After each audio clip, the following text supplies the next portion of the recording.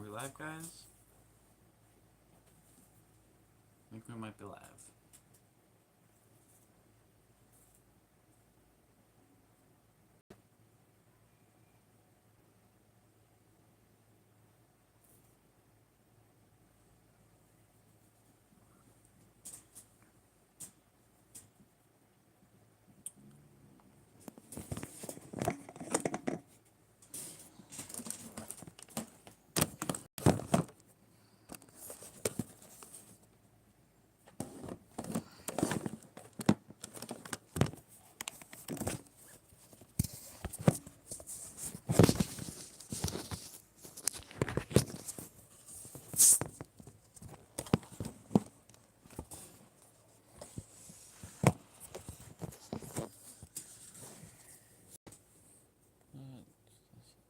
Third one. It should be fine.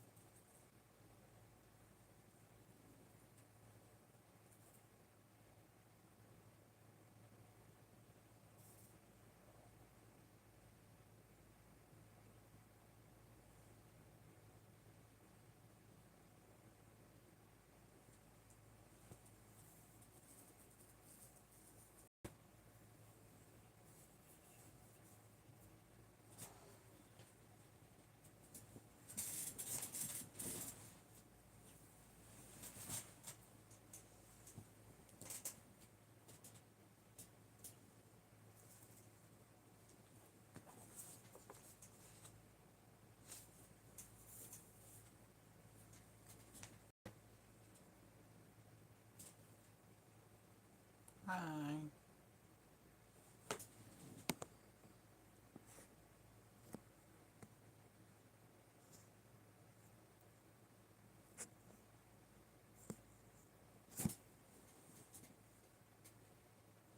I'm gonna give it a little bit longer before we start reading. This is the book. It's drumroll, please. Probably my favorite book of all time. Also, sorry about my hair. I didn't bother brushing it today. That's fine. I also apologize in advance if I mess up. I am not that great at reading. But this book is my favorite book probably of all time.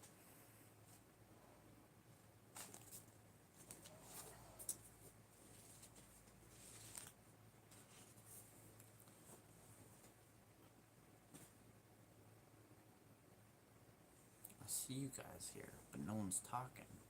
It's kind of scary. Ah! Hi, Silver. Welcome in, welcome in.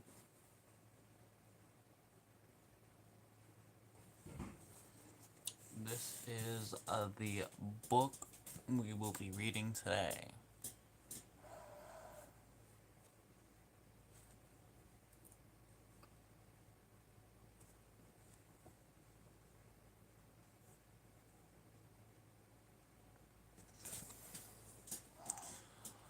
I'll give it like maybe a minute more before we start.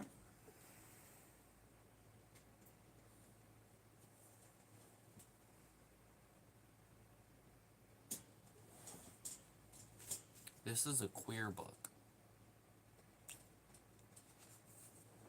Obviously, I like it.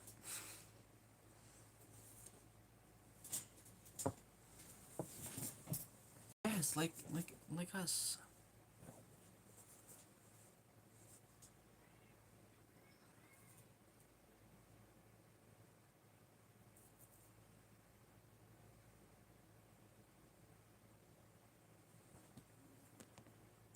Wait.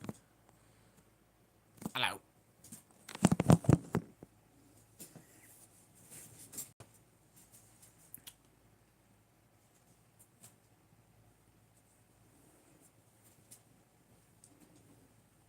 Well, I'm gonna start reading the book now. Sorry if I missed chat. I'm focusing on the book. Um,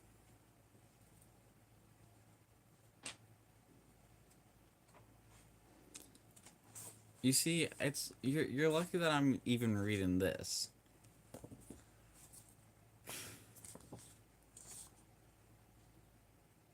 Uh,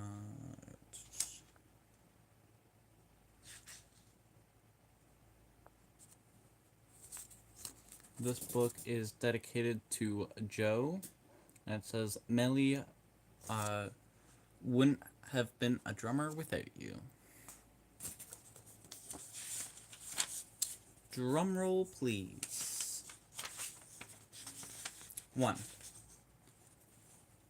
The camp the Camp Rockaway brochure promised every kid was a rock star waiting to happen. But they never met me. We haven't even arrived, and I was still ready to turn around and go home. My heart beat faster and faster, like the world's worst metronome, until it froze, until I couldn't feel or think or breathe. Then just when it felt like nothing but a jumble of clockwork bits, it stuttered to life again. Mom's car zipped along the highway. Billboards dwindled by the minute. Farmland giving way to forest. The further north we went, in the back seat, my best friend, Olivia, leaned over and whispered, for what had been the 5th time, "Are you sure you're okay?" I shrugged. I hadn't cried in over an hour. That had counted for something, right? She squeezed my hand. You're gonna get through. You're gonna get through this. Only 2 weeks, and I'll be with you the whole time. We'll rock so hard you'll forget the rest of the world exists. What was that noise? Um, I nodded. I couldn't. I, I couldn't expect Olivia to understand. She wasn't the one who'd woken me up yesterday to the sweet smell of Dad's homemade waffles and fresh squeezed orange juice. Like it was somebody's birthday. Except it wasn't, which should have tipped me off. She wasn't the one whose parents had, at the end of breakfast, announced, "We've decided we're better off apart." She hadn't shuffled like a zombie through the past 24 hours as Mom took her shopping for a new swimsuit and Dad scanned apartment listings on his phone. It was it wasn't the next 2 weeks I was worried about. It was the rest of my life. I knew Olivia had more to say, but we couldn't talk about anything important on the ride because Mom was right there. Instead, we sang along to the radio and talked about music, which to say, Olivia talked. She always knew who put out a new album, who was dating whom, who trashed a hotel, who checked into rehab. She's sucked sucked up gossip like a sponge. I only half heard what she was saying, my eyes stuck on the empty seat next to Mom. Dad was supposed to be sitting there, singing "Crazy on You" in an off-key falsetto, and passing around the radio atlas to see who could find the funniest town names. I've missed something. Hi! I'm reading, drumroll please, by the way.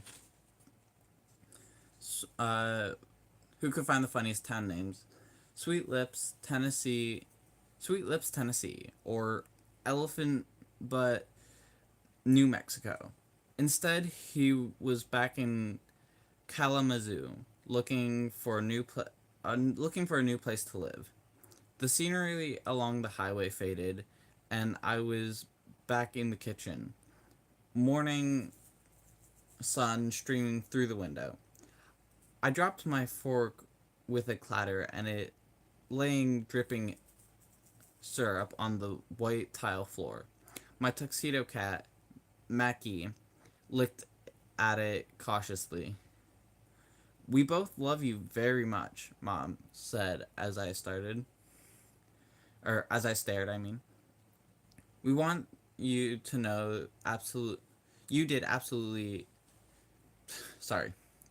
We want you to know you absolutely did not do anything wrong. I knew that, but you don't just wake up and say, "Good morning, honey. Let's eat waffles and get divorced." It's not like I was expecting a drum roll, but shouldn't there have been a sign something was big was coming? Where had the arguments been? The screaming, the glares, and cold shoulders. The sign that something was terribly wrong? I searched my memory and came up empty. The night before, they had finished a crossword together. But why? I croaked. They exchanged a glance. Dad said, "It's because," at the same time, Mom said, "That's not important right now, sweetie." And we listened to seconds tick by on the clock. The one shaped like a flying chicken with fried eggs on the hands that Dad picked at the art fair. One picked out at the art fair one summer. He picked it out, but Mom had laughed too. Uh, Imagining it on our wall, we laughed so hard. How could this be happening? And why the day before I left for camp? Maybe I shouldn't have been so surprised about that part. My parents had always had the worst timing. Like when Dad told me Grandma Goodwin was in the hospital with a fractured hip 10 minutes before my pre-algebra test. I got a D. I was so distracted. Or when I was 6 and my mom slipped the truth about Santa on Christmas Eve, I cried myself to sleep and refused to open my presents in the morning. They sat wrapped under the tree until December 26th. I couldn't believe they expected me to pack my suitcase as if everything were normal. But Mom said, "Trust me, Trust me, Melly Mouse. By the time you're back home, the news will have sunk in, and we'll all be ready to talk calmly and rationally about what this means for the future." Calm and rational, like this conversation was.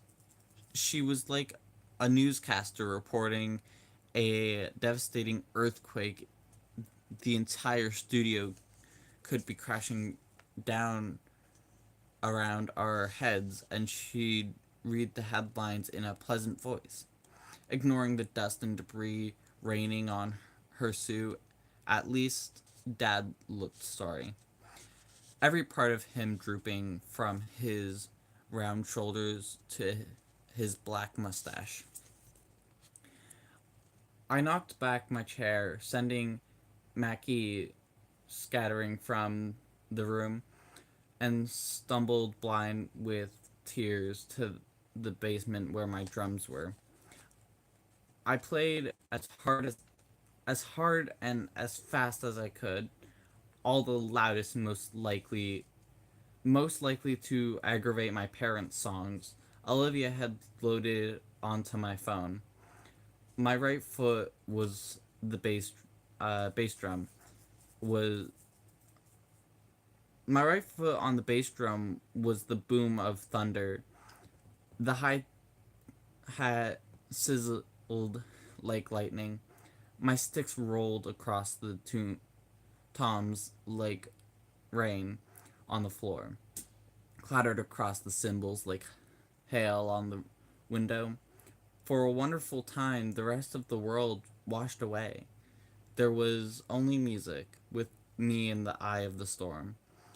But in the end, when my phone died and my arms grew sore, and I really had to pee, I I had to climb those stairs again. Quietly, I packed my suitcase without drums. My Melly Mouse was just that, a mouse. And now, like it or not, I was on my way to camp. Mom caught my eye in the rearview mirror.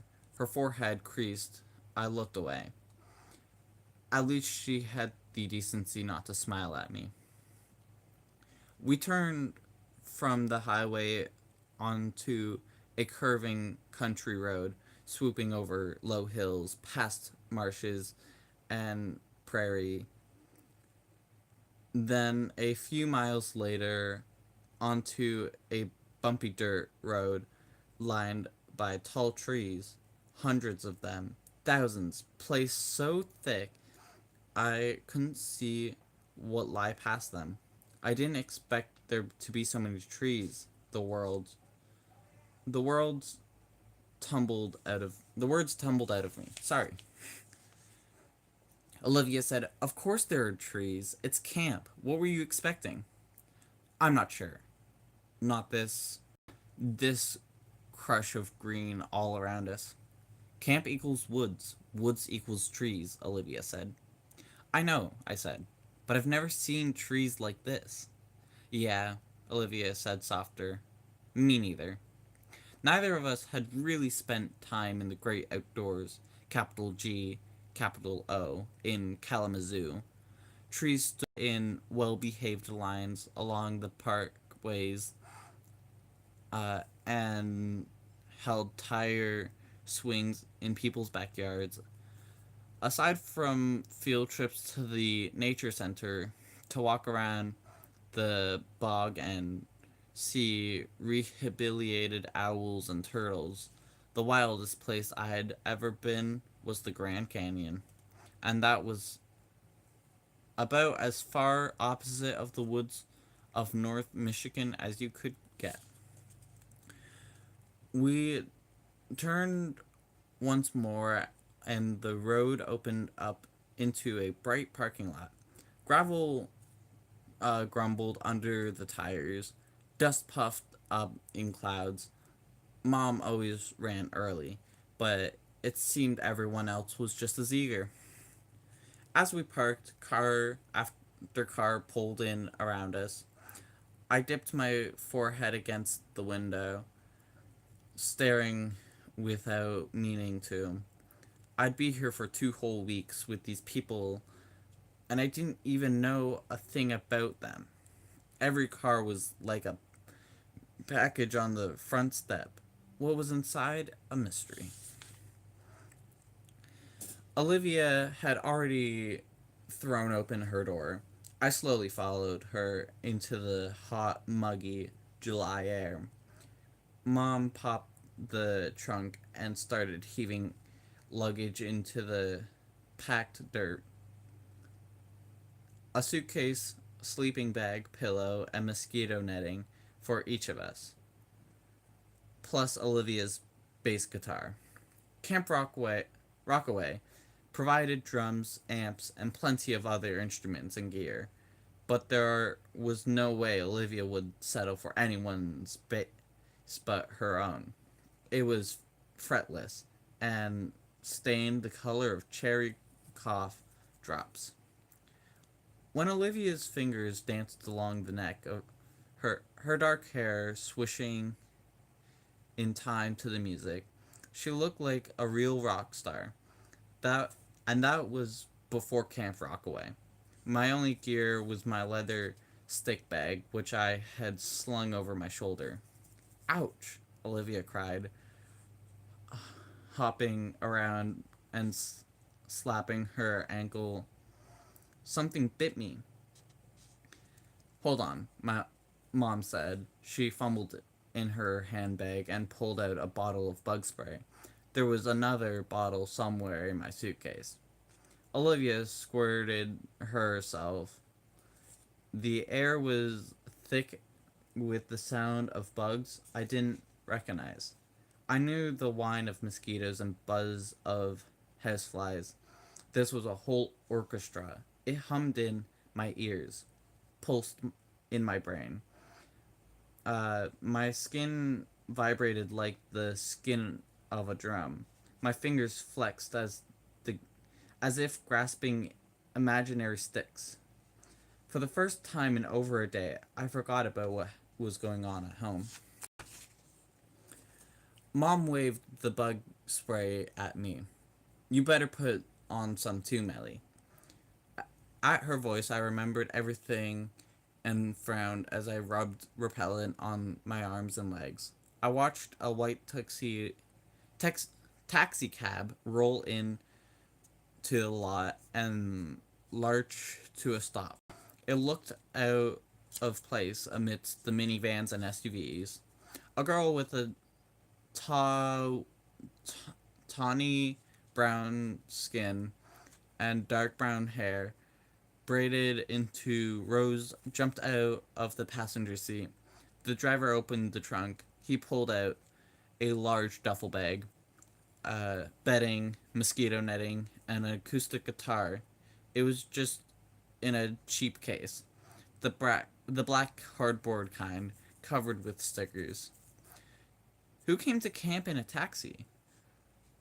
Where were her where were her parents? The girl handed the driver money and shook his hand as if they were an everyday thing for her. As she turned from him, she saw me watching. She smiled at me. A big a big brace flashing smile. I blushed and looked away. I needed a sh- I needed a shirt for times like this. It would say, "Don't mind me. I'm just socially awkward." I handed the bug spray back to my mother. "No, you keep it," Mom said. "If it's this buggy all the time, you want to have extra." The girl from the taxi walked past us. I sneaked a look at the stickers on her guitar case. Peace, love, music. More cowbell. WPX, of the the pulse of the up. This machine kills fascists. I didn't get all I didn't get that one at all. I remembered from our World War II that unit that mus I can't read that word. I'm sorry, guys. Was a fascist, but I couldn't remember how he'd died. Still, I was pretty sure it had nothing to do with guitars. It didn't seem possible she could carry all her luggage at once, but there was her duffel across her back. There were her sleeping bag and netting in one hand, her guitar case in the other. If she felt weighed down by all of that stuff, you couldn't tell. She looked as carefree as if she were carrying a bundle of balloons, as if she had only to wish it. And she skimmed across the parking lot, her toes barely stirring up swirls of dust. I couldn't help staring as she floated away. A small voice inside me said, "Remember, your life is in pieces. You shouldn't be here. You should be at home, under the covers, crying." But another voice chanted louder, merging with the chorus of bugs in the trees. "Forget, forget, forget." That was chapter 1. We are now going on to chapter 2 of drumroll please for anyone who is new here. 2. We towed our luggage across the lot to the growing mob of campers and their families. Sprinkled in, there were Camp Rockaway staff wearing black t-shirts and holding clipboards.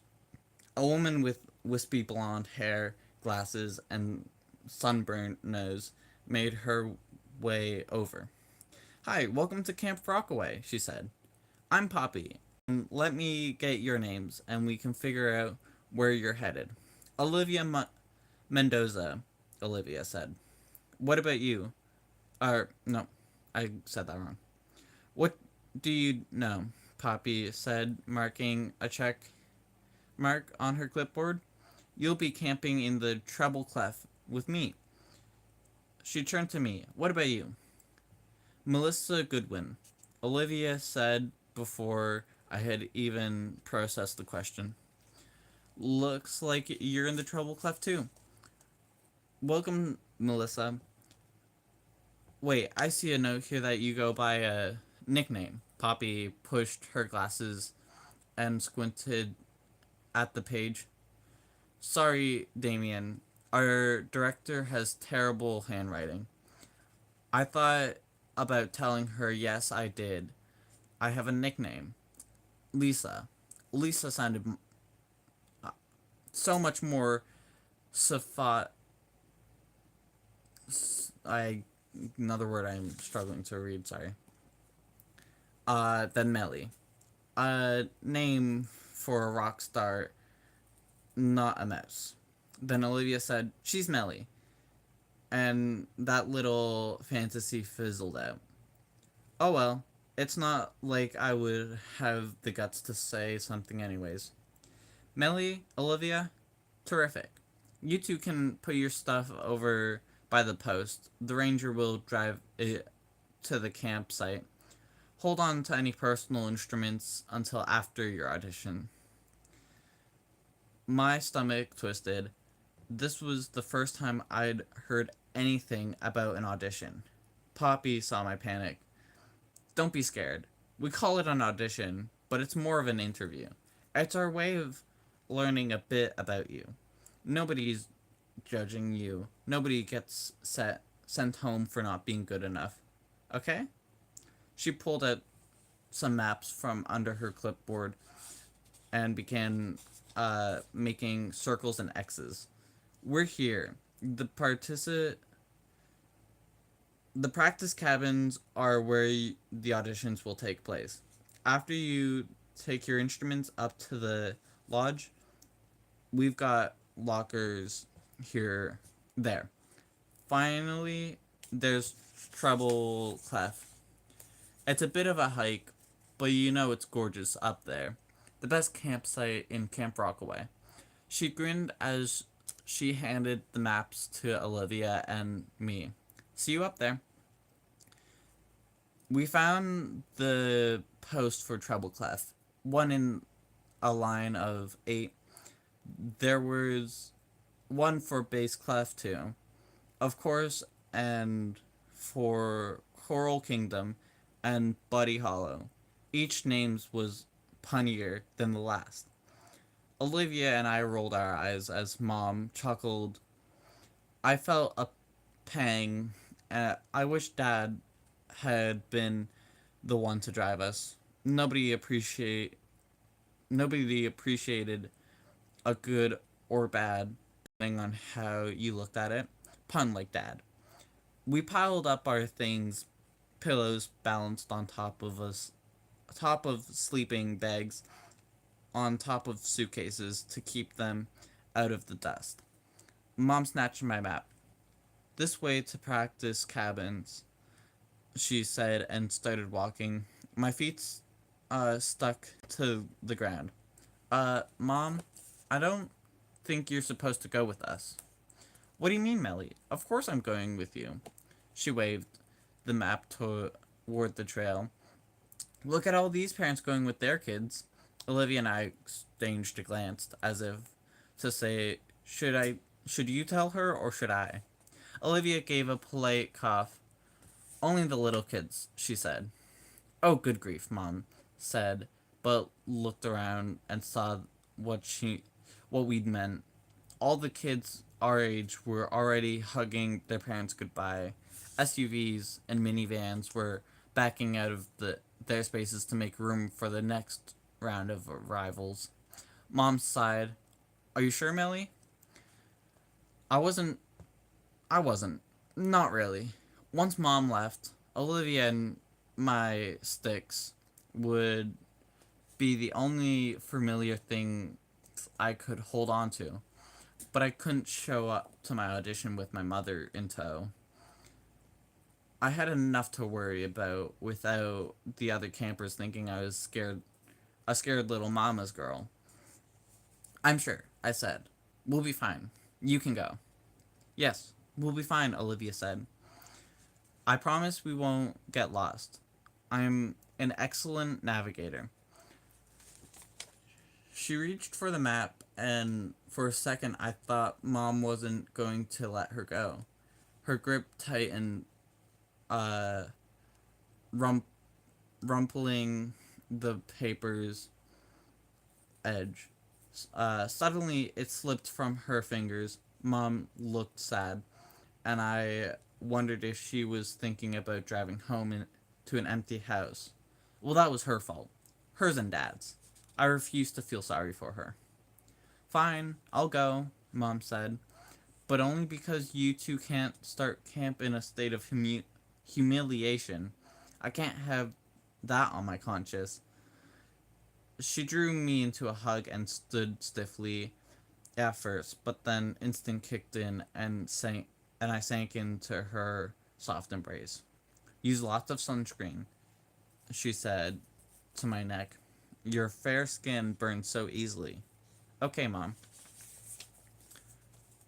Eat your fruits and vegetables. Don't stay up all night talking. Okay, Mom. And right, please. I put some sin put some something, another word I can't say because I struggle with reading, in the pocket of your suitcase, and some envelopes already stamped. If you want to write to your father, I'll make sure he gets it. I know he'd love to hear from you too. This time I didn't answer. I didn't want to make a promise I wasn't sure I could keep. Fortunately, Olivia chose that moment to say, I need a hug too, Miss Goodwin. Mom released me and held out her arms to Olivia. Come here and give me a squeeze. Their embrace was so uncomplicated. Nothing was changing between the two of them. Suddenly, I wondered if the divorce meant Mom would change her name. It was sort of old-fashioned that she changed it to match Dad's in the first place. But she'd been Miss Goodwin all my life. She was going to be Miss Shit, whatever last name is spelled Schiff from now on. And that would happen to my name now that Dad was moving out. Would I stay Melly Goodwin or become Melly other name? Would I even have any say in the matter? One more hug, and I swear I'll go, Mom said. She hugged me so hard I was pretty sure there'd be finger marks on my ribs. Have fun, she whispered. Don't worry about Dad and me. Just think about yourself, and I'll see you in 2 weeks, sunshine. I love you. I think she was waiting for me to say I love you back, but I didn't. Finally, she let go, kissed me on the cheek, and turned toward the parking lot. Wait, I called. She turned back eagerly, but all I said was, Pet Mackie for me. She smiled, but it looked pasted on. I will. I'll give him lots of extra playing with his feather toy. Then she disappeared into the crowd. Olivia and I watched her go. Olivia said, Well, I guess camp's officially begun. I guess so, I said, and pasted on my own smile. We walked along a shady trail that must have been packed down by thousands of campers. After a while, it spilled into a grassy clearing with 6 small, windowless cabins arranged in a hexagon. Muffled music escaped and blurred into the open air. Campers lined up outside as we joined them. One of the doors opened and a boy carrying a guitar case came out, looking happy. A cons- concealer snuck his head out and called stuck his head out and called for the next camper. Why does that cabin say Plymouth on the door? Olivia said as it shut again. I don't know, I said. Why does that one say Gabriel Tar? Plymouth is a rock where the pilgrims landed, right? Olivia frowned. What do pilgrims have to do with anything? Who knows? I said, Gibraltar's somewhere in Europe. There's a big rock there. Oh! Olivia got the joke at the same time I did. She rolled her eyes. Plymouth Rock, Rock of uh, Gibraltar. Somebody thinks they're hilarious. I read the signs on the other doors. Uluru, Zimba, or Zumba, Guatape, and Trollatung. Press, presumably, they were other famous rocks around the world. Dad would have been bummed to have missed this. I'd have to tell him, assuming I ever felt like speaking to him again. What do you think? What do you bet troll tongue means? Troll tongue, Olivia said. Bye. Um, I can bet you're probably right, I asked. The door to Urulu opened and a counselor beckoned to Olivia. Wish me luck, she said. Luck, I said as if she needed it. Me, on the other hand, it's not like I was a terrible drummer. I wasn't amazing, but considered I'd learned most of what I knew from online videos, I thought I did okay. But there was a huge difference between playing alone in my basement, or even with Olivia, and performing for a complete stranger. It didn't matter that Poppy had promised it wasn't a test. My hands like wilted wilted lettuce. Um, Next, a voice called sharply. A tall, thin woman with olive skin and jagged black hair was waiting for me at the door. To one of the cabins. Trollatung, of course. I got the cabin named after a piece of troll autonomy, I mean. It seemed like a bad omen. I hesitated, and the kid in line behind me poked me between my shoulder blades. I stumbled forward. The counselor closed the door behind me. I'm Donna. Have a seat. When I moved toward the folding chair by the door, she added with a smirk, At the drums, you are a drummer, aren't you? I guess the stick bag gave me away. Embarrassed, I obeyed. I tried to make this as painless as possible, Donna said. Name? Just like Poppy, she had a clipboard and pen. Unlike Poppy's blue Bic, Donna's pen was decorated with skulls. Melly.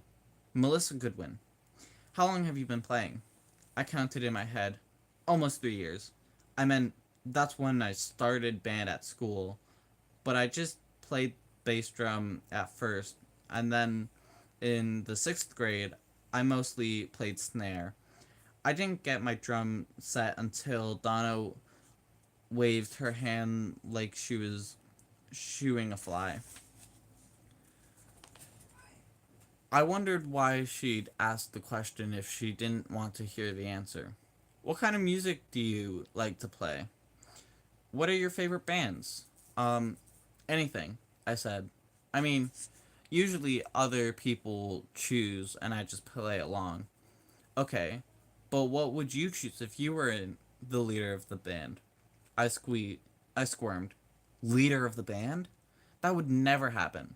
Even when I played alone, I used songs from the playlist Olivia put together. I I don't know, I told Donna. I guess I just like making noise. It sounded silly, but it was true. It all started in the fall of 5th grade when Olivia dragged me to Miss Estranda's class instrument petting zoo. Miss Estranda mostly taught middle school band, but she came to our school 2 afternoons a week to teach the 5th graders. The petting zoo was how she recruited new members. From flute to French horn, from tuba to tom toms, she laid out every instrument around the music room for us to touch. If it didn't involve saliva, we could play it. How about you? How about you on trumpet? Me on trombone, Olivia said. Or me on oboe and you on clarinet. I hadn't told her I had no intention of joining band. My DNA didn't include a single musical gene. I couldn't. I could barely crack out "Happy Birthday."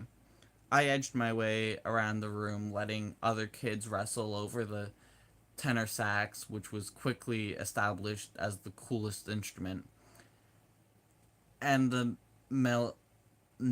metallophone, which sounded good without even trying.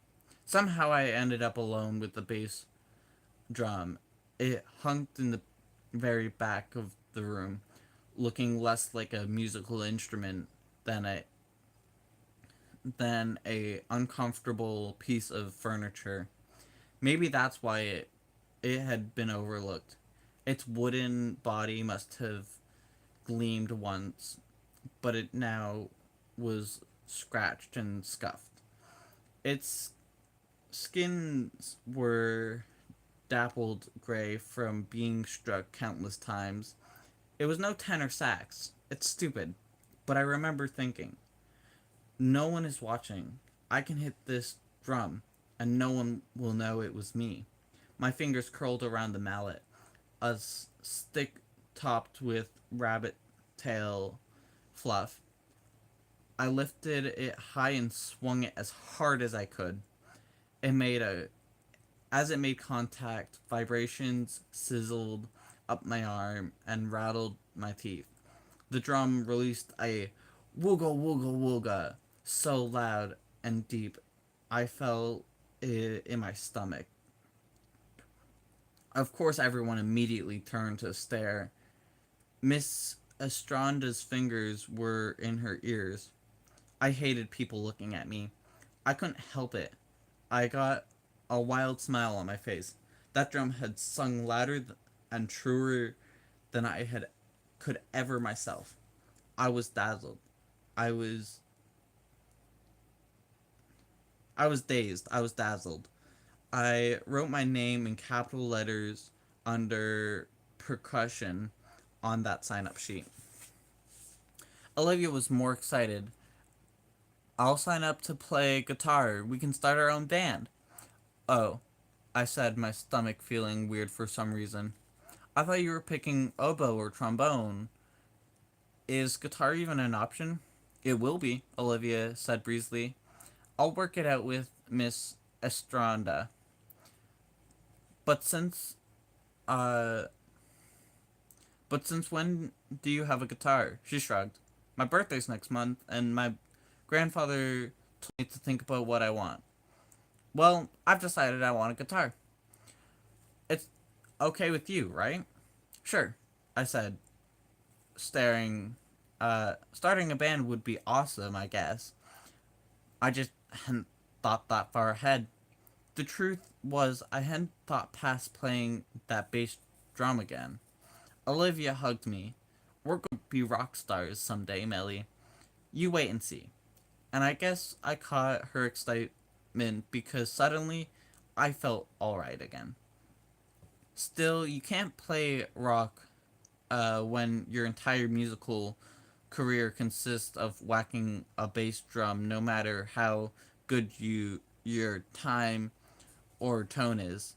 It took a couple of years for of school band to convince my parents drums uh weren't a phase, and Olivia did more than her share of dwindling in the meantime. But one day they surprised me with an old drum set they bought on Craigslist, who cared that the black veneer was covered with stickers from 80s bands. It was mine. I could make the house shake. We'd ride our bikes to my house after school, Olivia's guitar strapped to her back. Sometimes our friends joined us, Todd on his own electric, Stella on vocals and synths, but mostly it was just the two of us playing hour after hour, everything from the Rolling Stones to Tegan and Sarah, whatever Olivia had scrounged up.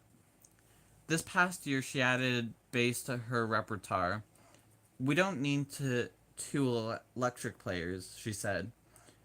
What we do need is a rhythm section. A rhythm section, bass and drums, holding down the beat, keeping the band on track together. And now we're at Camp Rockaway. Tell you what, Donna said, and maybe it was paranoia, but I thought I heard her give a little sigh. I'm gonna play something on guitar. She leaned over and grabbed an acoustic from where she was propped against the wall. And you jump in and play along, okay? I pulled a pair of sticks from my bag as Donna began to drum in 4/4 time, a song that could have been any song. I joined with a simple rock beat. My right foot worked the bass drum pedal on 1 and 3. My left hand answered on the snare with rim shots on 2 and 4. My right arm stretched across my body to the hi hat. Tap, tap, tap, tap, tap, tap, tap, tap. Keep going. Um, my playing was so stiff, I sounded like a robot. I forced myself to play a little louder, as if increasing the volume and would pump up the energy. It sort of worked, but my hands still shook. I reached for my cymbals, hoping a good solid crash would cover my nerves.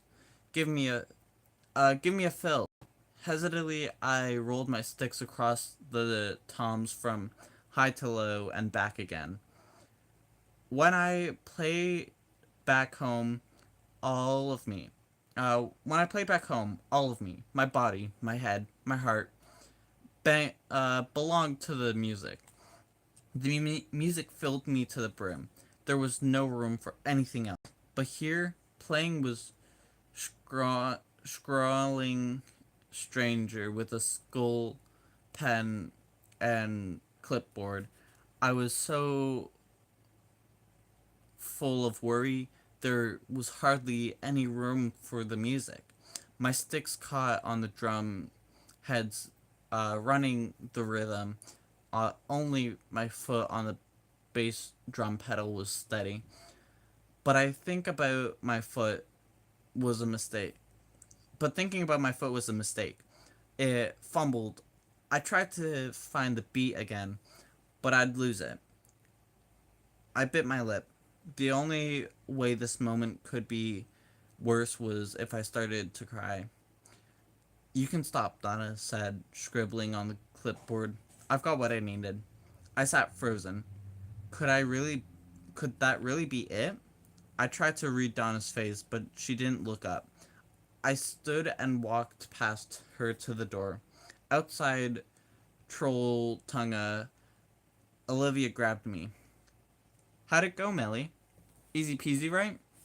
Can't wait till tomorrow when we actually get to play in a band. They should have auditioned us together so they'd know what kind of rhythm section they'd really get. They're really getting. I tried to match her enthusiasm, but my stomach nodded. If everyone made the cut at Camp Rockaway, why did I feel like such a failure? What time is it? It's been an hour, guys. Um, we are going on to chapter 3, but I might honestly call it here for today and pick up another chapter or two tomorrow, maybe, if I feel like it. If you're new here and we're tuning in, like, comment, subscribe. That helps out a ton.